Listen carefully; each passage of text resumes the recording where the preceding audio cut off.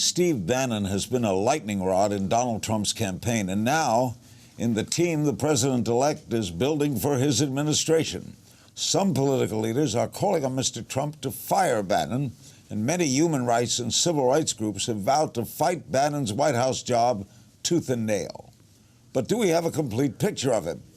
And what's his hold on the president-elect? Let's talk about that with Joel Pollack, someone who knows Steve Bannon and someone who works at Bannon's former news site, Breitbart News. Joel is senior editor-at-large at Breitbart. He's also the author of the latest book out called See No Evil, 19 Hard Truths the Left Can't Handle. Okay, what don't we know about? Tell me about him, this man of mystery. Well, first of all, he's very accomplished in the business world. He's a Harvard graduate, naval officer, highly accomplished. And he was on the board of Breitbart prior to 2012. Andrew Breitbart passed away March 1st of 2012, and then Steve began to take a more active role. And I've worked with Steve every day for the last 5 years, and he's a great manager, tough manager, very disciplined, very opinionated. We argue all the time, but he has a basic rule, which is bring data to the table, bring facts to the table, and I'll change my mind if you're right. And that's how Steve runs his operation. He's a guy who looks for talent in places you might not normally seek it. He has an open mind and has a vision, and I think that's why the Trump campaign turned around from the time he came in as CEO in August until November 8th. Kellyanne Conway and the other people he brought in were also very effective, but Steve is the kind of person you want in a situation when people need to do their jobs, they need to focus, and they need to unite around a common vision. I can think of many examples at Breitbart where we went through a rough patch for whatever reason, and he's calm under pressure. He basically pulled everybody together. And I think he's a very good person to have in the White House because we tend to think about everything in terms of what's good for Democrats or Republicans, but we also have to think about what's good for the country. And you need someone giving advice to Donald Trump who has been in military situations before, who's been in tough business situations before, and who keeps calm under pressure. What do you and he argue about? I think one of the most open arguments we have is about Paul Ryan. I'm a Paul Ryan fan. And he's not. He is, let's just say he's more skeptical.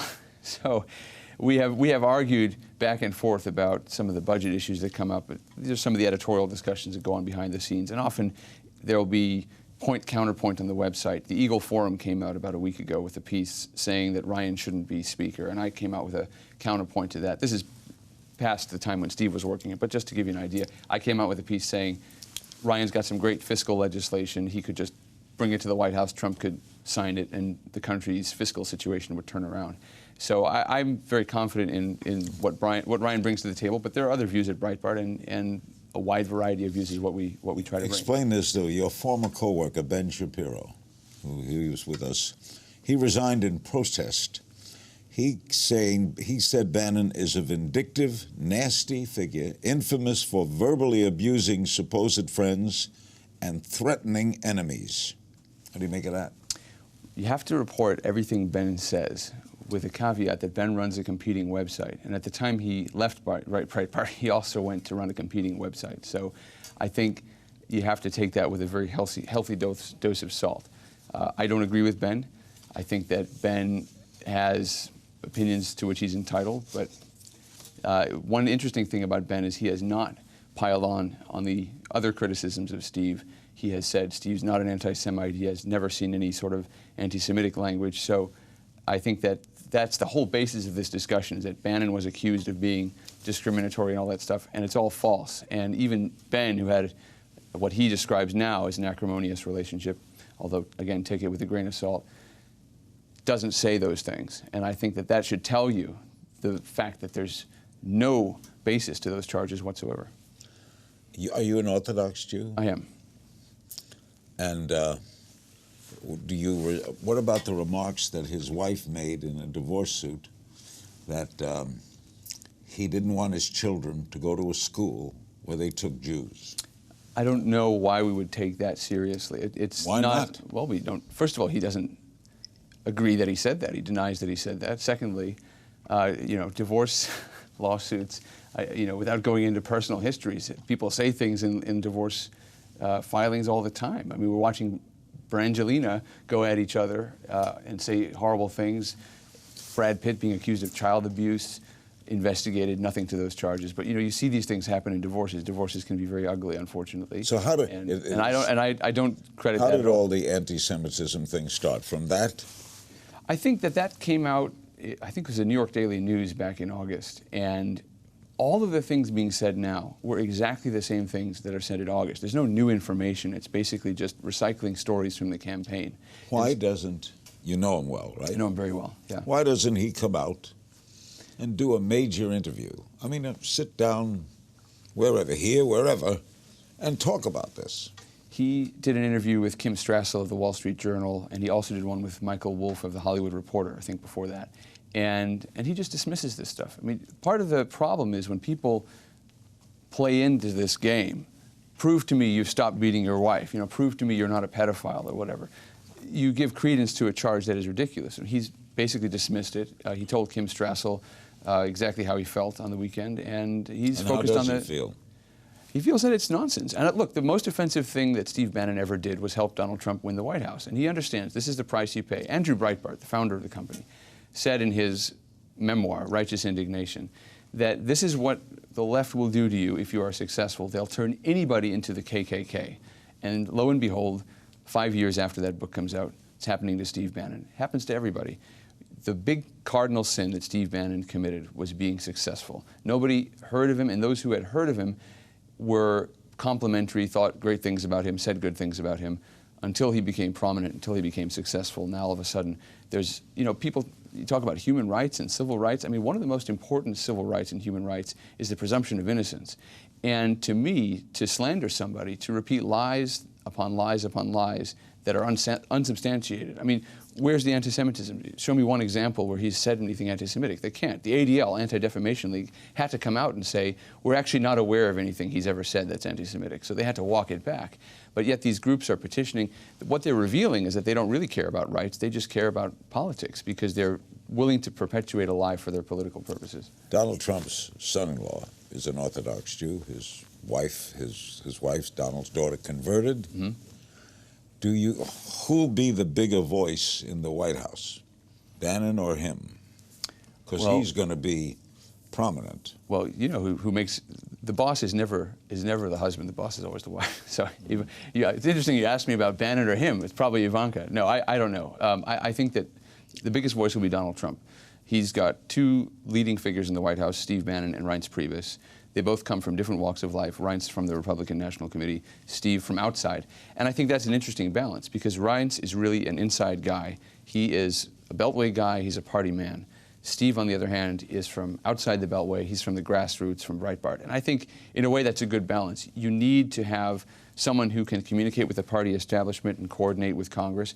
And on the other hand, you need someone who reminds Trump all the time of the promises he made to those voters in Michigan, of the promises he made to voters everywhere, of the commitment to drain the swamp. And Steve is that kind of person. So I think that there's going to be a healthy tension between the White House and Congress, between Steve and Reince.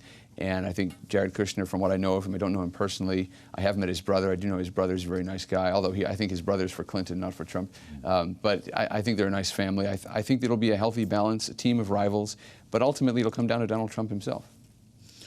But you like and respect Mr. Kushner. Well, you don't know him. I know his younger son. His younger son was a classmate of my wife's at college, actually. So, and he was a very nice guy. We've lost touch, but he was a good guy. All right, let's go over some of the appointments. What do you make of Jeff Sessions, Attorney General? I like him a lot, and I've had the chance to get to know him a little bit. We met a couple of times on the campaign trail. He is the intellectual heart, in a way, of the Donald Trump policy shop.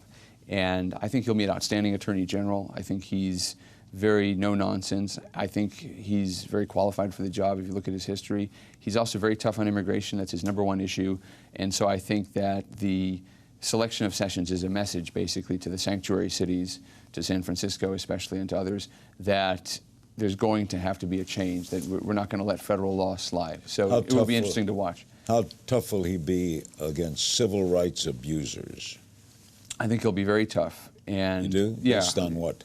Based on conversations I've had with him about it, before the appointment, long before, he and I spoke about some of these issues in a completely different context, but I know that he cares deeply about civil rights. So I feel like he'll He be... does, because in his record, he was turned down for a federal judgeship because of statements he's made. Right, well, you know, that's... He voted against all the voting rights bills. Well, that's a different story, because some of these voting rights bills were struck down by the Supreme Court. We know that portions of the Voting Rights Act were struck down. I think that there's another problem we have in our Justice Department, which is that the Civil Rights Division of the Justice Department has gone completely off the rails. So I think he'll rein them in. You've got people being sued for civil rights violations that don't really seem like ordinary civil rights violations. I can name examples if you'd like, but I think that has to be reined in as well. But I do know that he has a commitment to civil rights, just because I've spoken to him about it. You know, some of the conversations were off the record, and I haven't been able to divulge some of them, but certainly in other contexts, he's taken these issues very seriously. The same issues that concern you and I, that concern everybody, issues of racism, issues of extremists, real extremists. I'm not talking about the ones they make up and blame for false extremism, but, you know, the Ku Klux Klan and things like that. I think he takes that very seriously. Is anything about Donald Trump, the tweeting, the Donald, does anything concern you? Sure. I think that every citizen ought to be concerned. And when you elect someone with a mandate for change, what have we seen in the last few elections? We've seen Republicans elected first in that Tea Party sweep in 2010, and then in the Senate takeover in 2014. And each time they came in and said, we're going to change things, we're going to repeal this, we're going to repeal that, and they never did. So, of course I'm concerned. I think we have to be concerned that he's going to do what he says he's going to do, and I think we have to hold him accountable. As to other things, I mean, I don't think that some of what's out there, people talking about, you know, the end of the world, basically, because Donald Trump became president. I mean, I think that's overblown, and I think it's a result of the rhetoric of the campaign lingering over. And I think people should use Thanksgiving as a chance to step back, spend time with family, play some football, and come back and realize that we have a great Constitution, a system of checks and balances. If we don't like what Donald Trump's doing, we have lots of ways to oppose it. We have lots of ways to hold him in check and to steer him back in the right direction if he does the wrong thing. But I think that we can never rest easy. There's always the chance that people in power will do the wrong thing. And so I think that it's up to journalists and citizens and civil society to hold them accountable no matter who's in office. Do you have any concern about Muslim Americans? You mean concern in... About their well-being? I'm always concerned about the well-being of other Americans, but I don't... Well, are their brothers in arms in their relationship to their religion going to be allowed into the country? Are we going to be open? Is the Statue of Liberty going to live up to its name? You know, it's interesting. People like, there's that quote by Emma Lazarus at the base of the Statue of Liberty. Give me your tired, huddled masses yearning to be free. People leave out that yearning to be free part. I think as long as people come to the United States with that yearning to be free, they want to be part of a free society, they want to be part of a tolerant society, I think there's no problem whatsoever. There are Muslims who support Donald Trump, there are Muslims who are very good friends of mine, and I don't think there's any problem with integrating Muslims into the broader fabric of American society. The difficulty is, I think we have organizations like CARE and others that purport to represent Muslims that have created this radical tension between the Muslim community and everybody else. I'm talking about incidents like a year ago we had in San Bernardino, where CARE came along and made sure that the terrorist couple that killed all those people had a proper Islamic burial. Now, if you ask me, that's not the kind of thing that community organizations should be doing. I mean, that's sort of like an after-death benefit, almost like the payment after the fact. I mean, to me, that was so ugly that they did that and that they purport to speak on behalf of other Muslims. I don't think most other Muslims agree with that. I think most Muslims reject that sort of thing. And so there's got to be a kind of a balance in our public discussion of these things. I think as long as people obey the law, you know, I went back to my old school. I went to a Jewish school, Jewish religious school in Chicago, and the Jewish community kind of migrated out of that neighborhood, and now that school is a Muslim school. And I met with the vice principal just to see the old school, and I took the tour with her, and the synagogue where we used to pray is now a mosque. And, you know, that's fine with me. We came to the front of the school, and there are these two trees there, and I said to her, do you see these matching trees? Do you know why these were planted there? And she didn't. I said, these were planted there by two Christians from Poland who saved Jews during the Holocaust. And when I was in 3rd grade, they came to the school, and we did a ceremony for them. And we planted those trees so that they would never be forgotten. And I told her, you know, I want you not to forget. This is why they're there. And she said, you know, that's a really important message. That sort of tolerance is still very relevant. And I think that's true. And I think as long as people are teaching tolerance to each other, everybody can get along. It's a great way to end this. Thank you. Thank you. Always good seeing you. You too.